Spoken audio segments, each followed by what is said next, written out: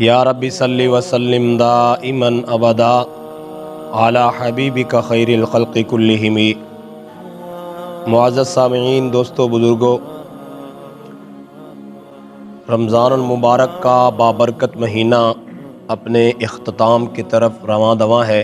بابرکت لمحات کا اکثر حصہ گزر چکا ہے، چند دن باقی ہیں۔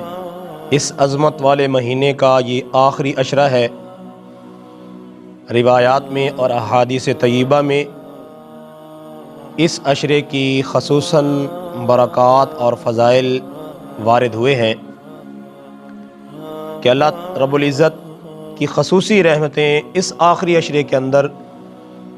خصوصی رحمتیں، خصوصی برکات بندے کی طرف متوجہ ہوتی ہیں۔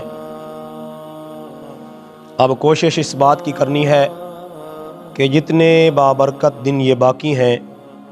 اللہ کی رحمت کو، برکات و فضل کو خوب سمیٹا جائے۔ جتنے دن باقی ہیں ان کو قیمتی بنانے کی کوشش کی جائے۔ میرے دوستو، اللہ کے پاک پیغمبر صلی اللہ علیہ وسلم نے ہمیں اس بات کی تعلیم دی ہے اور قرآن پاک میں اس بات کا ذکر ملتا ہے کہ آخری عشرے کے اندر ایک عظیم رات، جس کو اللہ تبارک و تعالیٰ نے قرآن مقدس کے اندر فرمایا لیلۃ القدر خیر من الف شہر، کہ وہ لیلۃ القدر جو ہے وہ 1000 مہینوں سے بہتر ہے۔ ایک یہ تھا کہ کہا جاتا کہ لیلۃ القدر کی رات 1000 مہینوں کے برابر ہے،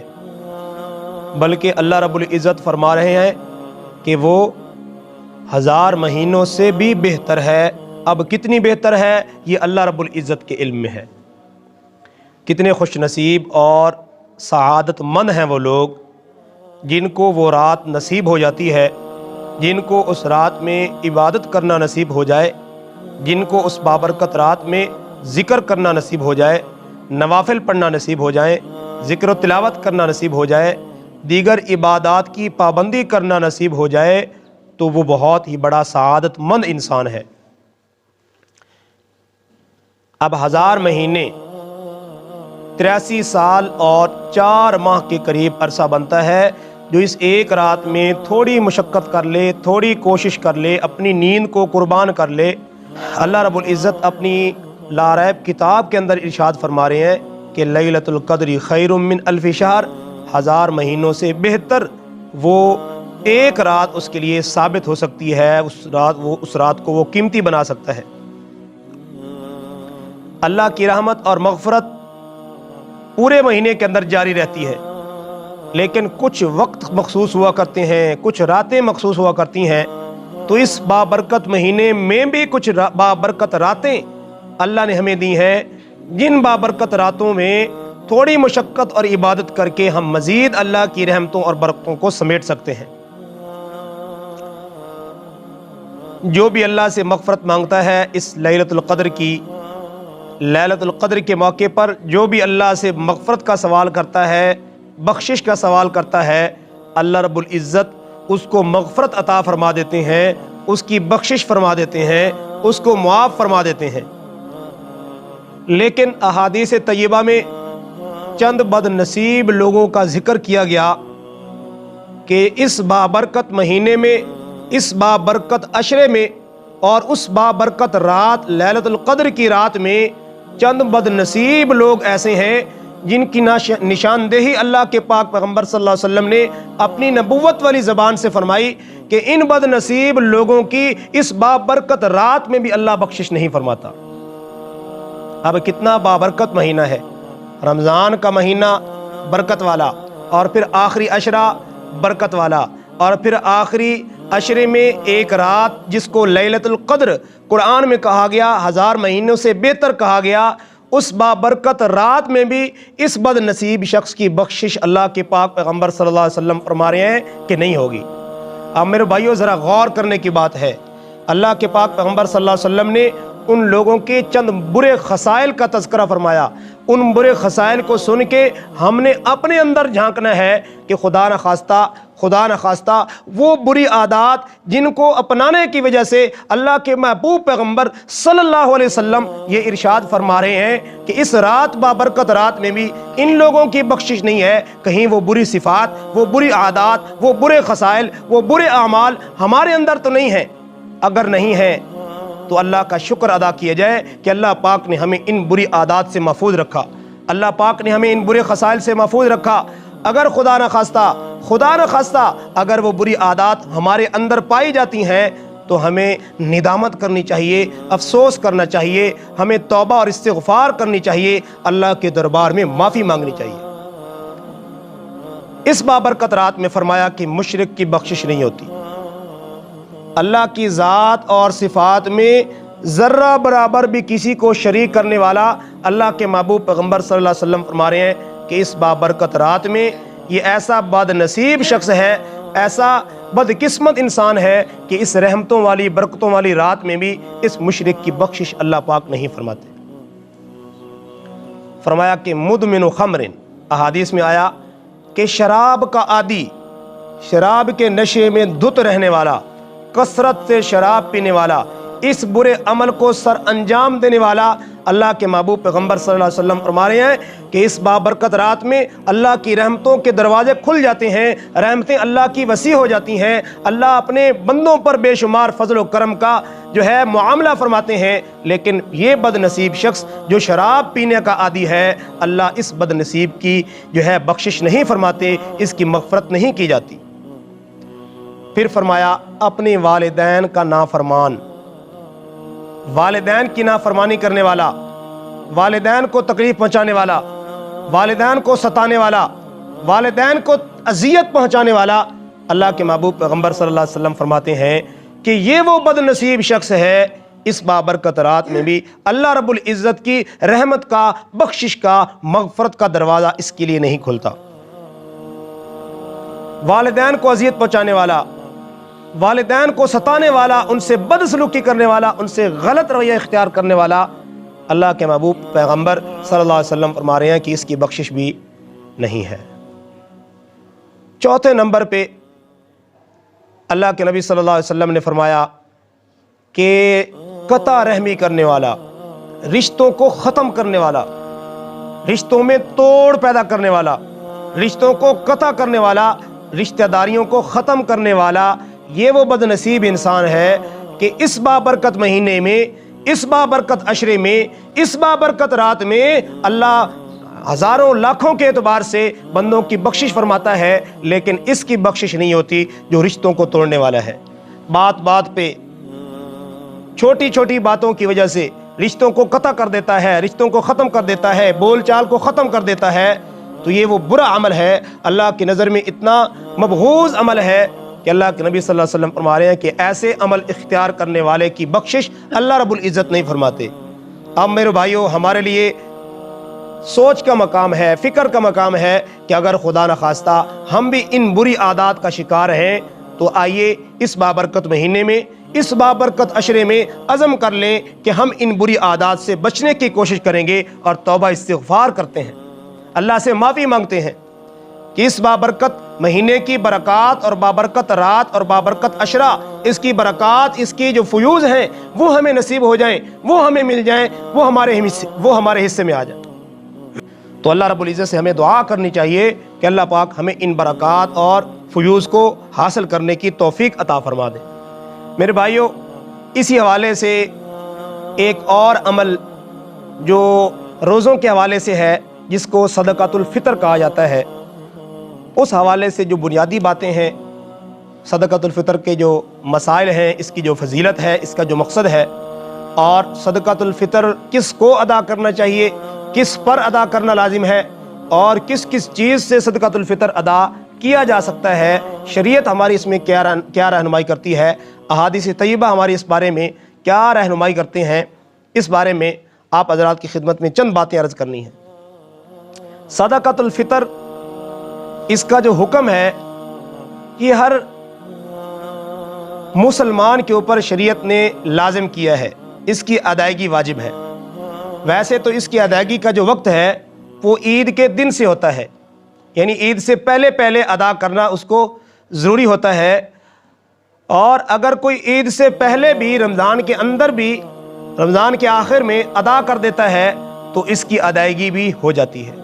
حدیث پاک میں آتا ہے فرض رسول اللہ صلی اللہ علیہ وسلم زکوٰۃ الفطر طہرۃ للصائم من اللغو والرفث وطعمۃ للمساکین من اداها قبل الصلاۃ فقد اداها ومن اداها بعد الصلاۃ فإنها صدقۃ مقبولہ۔ اللہ کے محبوب پیغمبر صلی اللہ علیہ وسلم نے اس حدیث مبارکہ میں زکوٰۃ الفطر صدقہ فطر کی فطرانے کی شرعی حیثیت کا بھی ذکر فرمایا، اور اس کا مقصد بھی امت کو بتایا کہ صدقہ فطر کا مقصد کیا ہے۔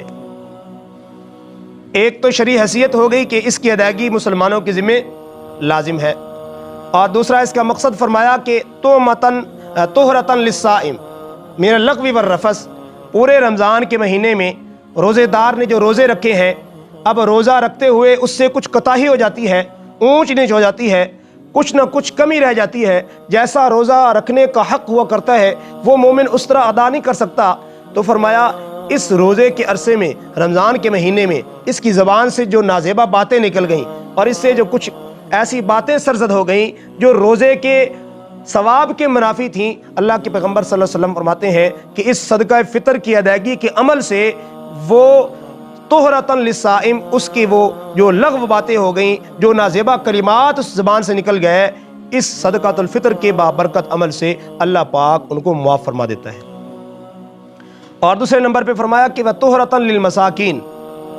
جتنے بھی ضرورت مند ہیں، مستحقین ہیں، جو مساکین ہیں، حاجت مند ہیں، جب ان پر صدقہ فطر ادا کیا جائے گا، ان کو جو ہے پہنچایا جائے گا، ان پر خرچ کیا جائے گا، تو ان کے لیے مدد اور تعاون کی صورت بنے گی۔ تو یہ دوسرا مقصد اللہ کے محبوب پیغمبر صلی اللہ علیہ وسلم نے ارشاد فرمایا۔ تو عید سے پہلے، عید کی نماز کی ادائیگی سے پہلے صدقہ فطر فطرانے کو ادا کرنا ضروری ہے۔ یہ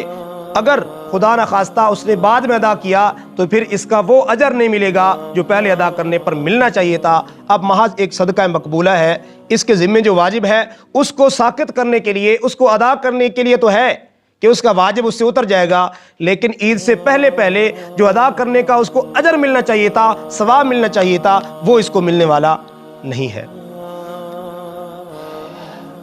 اب جو ہے صدقۃ الفطر جو ادا کیا جاتا ہے وہ کن کن چیزوں سے ادا کیا جا سکتا ہے؟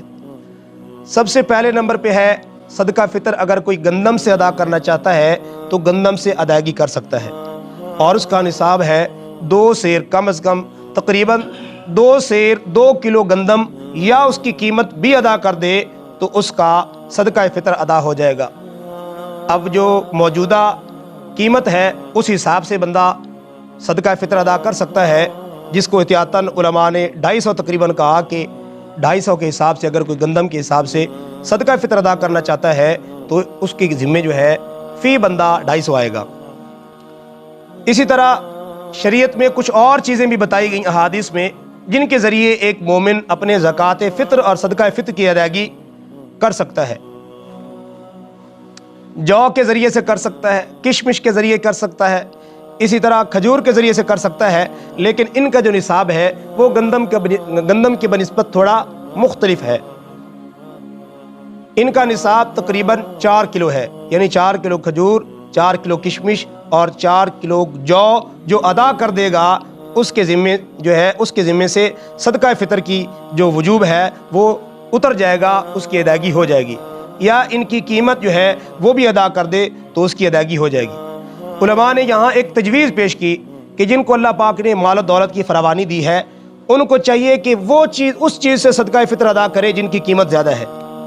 اس سے ایک فائدہ تو یہ ہوگا کہ جتنی قیمت زیادہ ادا کرے گا اس کو اجر و ثواب زیادہ ملے گا، اور دوسرے نمبر پہ جن غرباء کو یہ دے رہا ہے ان کی مالی معاونت اور تعاون زیادہ طور پر ادا کر سکتا ہے۔ تو اس طرح یہ فائدہ مد نظر رکھتے ہوئے اگر جو مالدار ہیں، وگرنہ دونوں صورتوں میں جس سے بھی کوئی ادا کر دے گا تو اس کا صدقہ فطر ادا ہو جائے گا، لیکن بہتر یہ ہے کہ اس طریقے سے ادا کرے۔ اب صدقہ فطر ہر اس شخص کے ذمہ لازم ہے جس کی ملکیت میں 7.5 تولے سونا، 52.5 تولے چاندی، مال تجارت، نقدی رقم جو 52.5 تولے چاندی کو پہنچ رہی ہو، یا ضرورت سے زائد سامان جو 52.5 تولے چاندی کی قیمت کو پہنچ رہا ہو، جس کی ملکیت کے اندر یہ چیزیں داخل ہیں، جو ان چیزوں کا مالک ہے اس کے ذمے صدقہ فطر اور فطرانے کی ادائیگی لازم ہے۔ اور جس کی ملکیت میں یہ چیزیں نہیں ہیں، وہ صاحب نصاب نہیں ہے، تو اس کے ذمے صدقہ فطر کی ادائیگی لازم نہیں ہے۔ اسی طرح صدقہ فطر کا مستحق کون ہے؟ تو یہی بات جو جس کے ملکیت میں یہ چیزیں داخل نہیں ہیں، ہر وہ بندہ زکوٰۃ فطر اور صدقہ فطر کے وصول کرنے کا مستحق ہے، وہ اس صدقہ فطر کو لے سکتا ہے، استعمال کر سکتا ہے۔ تو یہ چیزیں ہیں میرے بھائیوں جن کو مد نظر رکھیں گے، ان چیزوں کو جو ہے نصاب کو کن کن چیزوں سے ادا کر سکتے ہیں، کس شخص کو ادا کر سکتے ہیں، یہ چیزیں مد نظر رکھنا ضروری ہیں، کیونکہ شریعت نے ہمیں اس کی ادائیگی کا حکم دیا ہے اور شریعت مطہرہ نے ہی ہمیں اس کی ادائیگی کا طریقہ بھی بتلایا ہے۔ تو جس شریعت نے حکم دیا اسی طریقے پر ادا کریں گے تو تب ادا ہوگی، اگر اس میں کچھ اونچ نیچ کر دی تو پھر اللہ اس کو قبول نہیں فرمائے گا۔ تو اس بات کا اہتمام کیا جائے، صدقہ فطر ادا کیا جائے، اور جو چیزیں ذکر کی گئی ہیں ان چیزوں سے جس چیز سے بھی صدقہ فطر ادا کر دے گا تو اس کا صدقہ فطر ادا ہو جائے گا۔ یہاں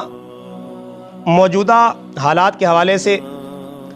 جو رمضان المبارک کا مہینہ ہے، اس میں ایک بات جو ہے آپ حضرات کی خدمت میں عرض کرنی ہے، وہ ہے قضاء عمری۔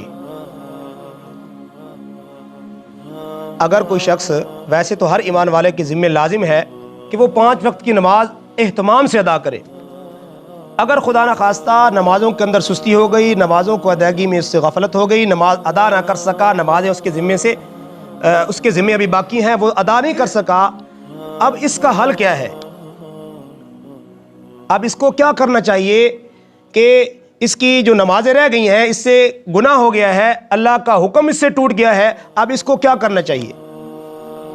اب اس بارے میں 3 گروہ اور 3 طبقے ہیں۔ 2 طبقے ایسے ہیں جو افراط اور تفریط کا شکار ہیں اس مسئلے کے بارے میں،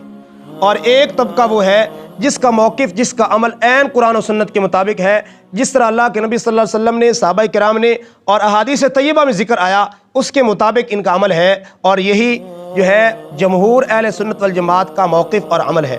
ایک طبقہ وہ ہے جو یہ کہتا ہے کہ نمازیں اگر رہ جائیں، نمازیں فوت ہو جائیں، نمازیں قضا ہو جائیں تو اس کے لیے صرف توبہ استغفار کافی ہے، نمازوں کو دوبارہ پڑھنا کوئی ضروری نہیں ہے۔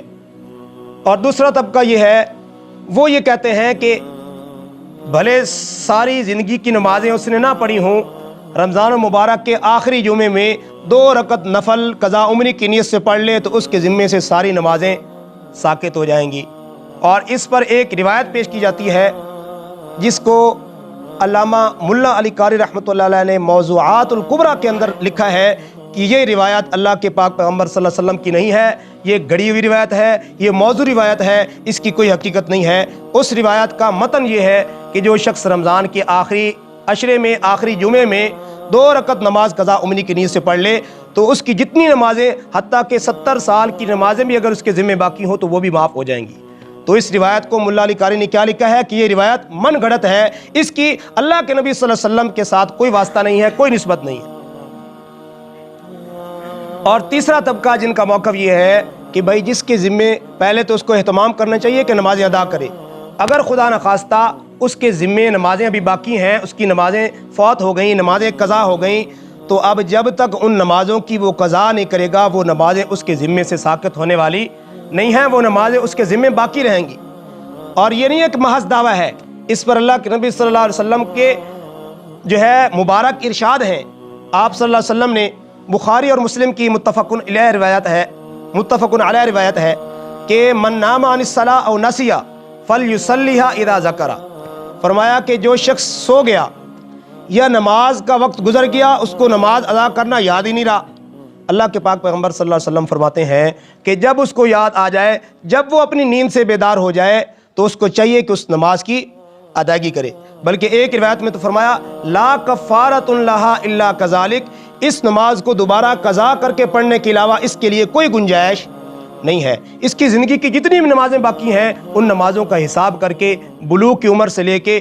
اب تک جب تک اللہ نے اس کو توفیق دی ہے ان نمازوں کو ادا کرنے کا جو ہے اہتمام کرے، ساتھ توبہ استغفار بھی کرے اور ان نمازوں کی قضا بھی کرے۔ یہی جمہور اہل سنت کا موقف ہے اور یہی جو ہے درست رائے ہے، اور سارے علماء اہل سنت کے اسی بات کے قائل ہیں۔ اور یہ جو بات قضا عمری کا یہ جو طریقہ مشہور ہے، اللہ کے نبی صلی اللہ علیہ وسلم کی حدیث کے ساتھ، اللہ کے پاک پیغمبر صلی اللہ علیہ وسلم کی شریعت کے ساتھ، سنت کے ساتھ اس عمل کا کوئی بھی تعلق نہیں ہے۔ لہٰذا جو یہ سمجھتے ہیں کہ بھائی ساری عمر کی نمازیں چھوڑ دیں اور 2 رکعت نماز نفل پڑھ کے بھی جان چھوٹ گئی، ایسے کام نہیں چلے گا۔ بھائی یہ شریعت ہے، اللہ کا قانون ہے، اللہ کے پاک پیغمبر صلی اللہ علیہ وسلم کی تعلیمات ہیں، یہ کوئی بچوں کا کھیل نہیں ہے، یہ کوئی مذاق نہیں ہے کہ جو جیسے چاہے کوئی بات گھڑ کے اس پر عمل کرنا شروع کر دے اور شریعت کا حصہ اس کو سمجھنا شروع کر دے، اس بات کی گنجائش نہیں ہے۔ تو جیسے اللہ کے نبی صلی اللہ علیہ وسلم کا عمل ہے،